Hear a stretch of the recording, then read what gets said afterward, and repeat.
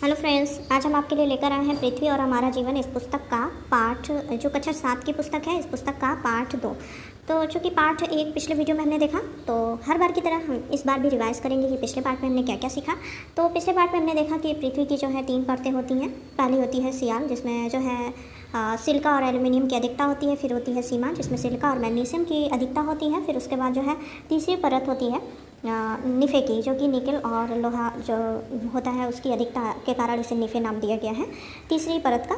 तो इस प्रकार से 3 परत होती हैं हमारे पृथ्वी के जो है आंतरिक परतों में, ये हमने जाना। और फिर उसके बाद हमने चट्टान के बारे में देखा कि निर्माण के आधार पर शैलें जो है 3 प्रकार की होती हैं। शैल या चट्टान एक ही है।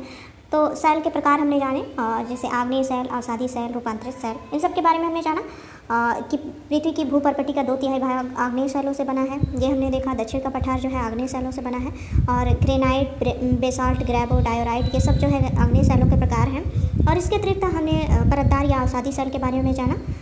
धरातल का जो है 3/4 भाग परतदार शैल से बना है। लोयस जो है परतदार या अवसादी शैल का ही उदाहरण है।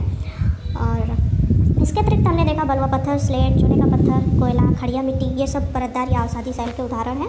और इनकी विशेषताओं के बारे में भी हमने जाना। और रूपांतरित शैल में हमने देखा नीस, क्वार्टजाइट और संगमरमर, ग्रेफाइट, हीरा, ये सब रूपांतरित चट्टान के उदाहरण हैं। तो ये सब हमने देखा। अगर आपने पिछला वीडियो नहीं देखा तो आप प्ले लिस्ट में जाकर देख सकते हैं। आज का वीडियो स्टार्ट करते हैं। तो पाठ का नाम है पृथ्वी के स्थल रूप। तो स्थल रूप के बारे में जानेंगे इस वीडियो में। पृथ्वी के धरातल पर हमें विभिन्न प्रकार की स्थलाकृतियाँ देखने को मिलती हैं। इन स्थलाकृतियों से ही प्राकृतिक भूदृश्यों का निर्माण होता है। धरातल पर उच्चावच के आधार पर इन स्थलाकृतियों को 3 श्रेणियों में बांटा गया है। पहली है प्रथम श्रेणी के उच्चावच, जिसमें महाद्वीप और महासागर आते हैं। फिर दूसरा है द्वितीय श्रेणी के उच्चावच, जिसमें पर्वत, पठार एवं मैदान आते हैं। फिर तीसरा है तृतीय श्रेणी के उच्चावच, टीले, नदी, घाटियाँ, डेल्टा, ये सब आते हैं इसमें। इसे भी जाने दिया गया है बॉक्स में। क्या है देखते हैं। स्थलाकृति, पृथ्वी की सतह के आकार एवं आकृतियों को स्थलाकृति कहते हैं। और उच्चावच किसे कहते हैं। धरातल की ऊंचाई नीचाई से बनने वाले प्रतिरूप को उच्चावच कहते हैं। तो यहाँ पर स्थलाकृति और उच्चावच को डिफाइन किया गया है। आगे देखते हैं। किसी भी क्षेत्र की स्थलाकृतियों के निर्माण में शैलों की महत्वपूर्ण भूमिका होती है। यहाँ पर देखिए, ये चित्र भी धरातल के विभिन्न स्वरूपों का दिया गया है। यहाँ पर पर्वत, घाटी, पहाड़ी, मैदान, पर्वत श्रृंखला। आगे है चट्टानों की यहाँ पे था, क्या था देखते हैं। किसी भी क्षेत्र की स्थलाकृतियों के निर्माण में शैलों की महत्वपूर्ण भूमिका होती है। कड़ी एवं मजबूत चट्टानों की पर्वत, पहाड़ियों एवं पठारों के निर्माण की महत्वपूर्ण भूमिका होती है।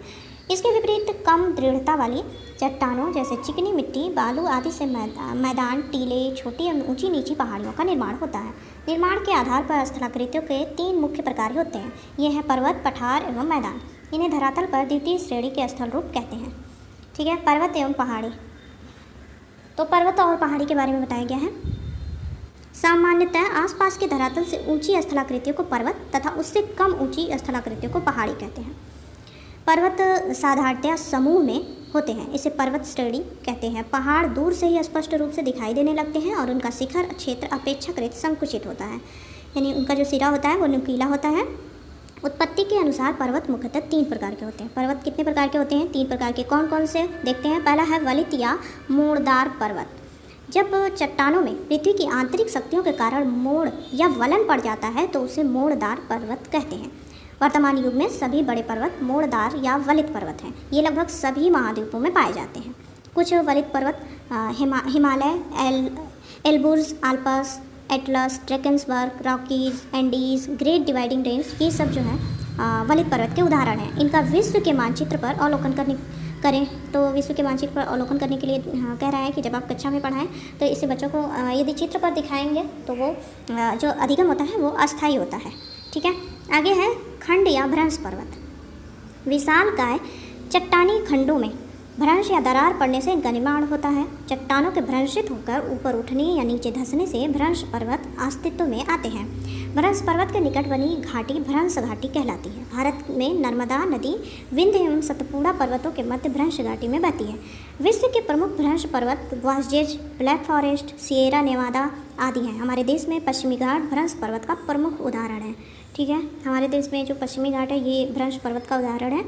तो भ्रंश पर्वत या खंड पर्वत जो ब्लॉक माउंटेन्स हैं, तो उसमें जो है ये जो उदाहरण है ये काफ़ी महत्वपूर्ण है, वास्जेज, ब्लैक फॉरेस्ट, सिएरा निवादा। ठीक है, आगे है तीसरा प्रकार है ज्वालामुखी पर्वत। ज्वालामुखी भूपर्पटी पर एक मुख या खुला द्वार होता है। इस रास्ते से मैग्मा या लावा पृथ्वी के धरातल पर आता है। द्वार या मुख से गर्म लावा बाहर आने के कारण इसे ज्वालामुखी कहते हैं। ठीक है, तो हमने पिछले पार्ट में इसके बारे में पढ़ा था कि जो है आग्नेय शैलों का निर्माण इन्हीं से होता है। इस द्वार के चारों ओर लावा एकत्र होने से शंकु के आकार की आकृति बनती है। इसे ज्वालामुखी पर्वत कहते हैं। विश्व के कुछ प्रमुख ज्वालामुखी पर्वत मोना लोआ, चिम्बोराजो, क्राकतोआ, वेसुवियस, पिलियन आदि हैं। अपने शिक्षक की सहायता से इसका मानचित्र पर अवलोकन करें। भारत का एकमात्र सक्रिय ज्वालामुखी अंडमान और निकोबार द्वीप समूह में बैरन द्वीप पर है। ठीक है, तो ये सक्रिय ज्वालामुखी के बारे में बताया गया है। अंडमान निकोबार द्वीप में है भारत में। पठार के बारे में दर्शाया गया है। क्या दिखाया गया है देखते हैं। पृथ्वी पर अपेक्षाकृत ऊंचे एवं चौरस स्थल रूप पठार कहलाते हैं। अभी हमने पीछे पर्वत के बारे में देखा, इनका सिरा जो है क्या होता है, नुकीला होता है, संकुचित होता है, लेकिन पठार का क्या होता है, वो चौरस होता है उनका सिरा। और पृथ्वी की अपेक्षाकृत ऊंचे होते हैं, लेकिन जो पर्वत से होते हैं उससे नीचे होते हैं, पर्वत से नीचे होते हैं, परंतु जो है इनका जो सिरा होता है वो संकुचित नहीं बल्कि चौरस होता है। ये पर्वतों की अपेक्षा कम ऊंचे होते हैं, परंतु इनका शिखर छोटे छोटे उच्चावच को छोड़कर समतल एवं सपाट होता है। पठार के किनारे खड़े ढाल वाले होते हैं। पठार के किनारे जो होते हैं वो खड़े ढाल वाले होते हैं। अफ्रीका महाद्वीप का अधिकांश भाग पठार है। भारत का प्रायद्वीपीय भाग पठार का प्रमुख उदाहरण है। विश्व के कुछ अन्य प्रमुख पठारों का मानचित्र पर अवलोकन करें, जैसे साइबेरिया का पठार, पश्चिमी ऑस्ट्रेलिया का पठार, ब्राज़ील का पठार, कोलंबिया का पठार, कनाडा शील्ड आदि। अब आगे है मैदान के बारे में। प्रायः भूपटल पर समतल किंतु निचले स्थल रूपों को मैदान कहते हैं। इनका ढाल मंद होता है तथा छोटे छोटे उच्चावच को छोड़कर ये समतल एवं सपाट होते हैं। उत्तर भारत का मैदान विश्व के प्रमुख मैदानों में से एक है। विश्व के कुछ अन्य प्रमुख मैदान यूरोप का मैदान, साइबेरिया का मैदान, ह्युआंगो का मैदान, उत्तरी अमेरिका का मैदान, मध्य एशिया का मैदान। तो ये सब कुछ प्रमुख मैदानों के बारे में है। आगे के जो है पार्ट में इन सबको डिस्क्राइब किया जाएगा और आगे अगला हम पार्ट लेके आएंगे पार्ट 3, जिसमें होगा धरातल के रूप बदलने वाले कारक कौन कौन से हैं। इन सब के बारे में जानेंगे, जैसे जो है वलन है, भ्रंशन है, ज्वालामुखी है, भूकंप है, इन सब के बारे में हम जानेंगे और इन सब की क्रिया कैसे होती है, इन सब के बारे में जानेंगे।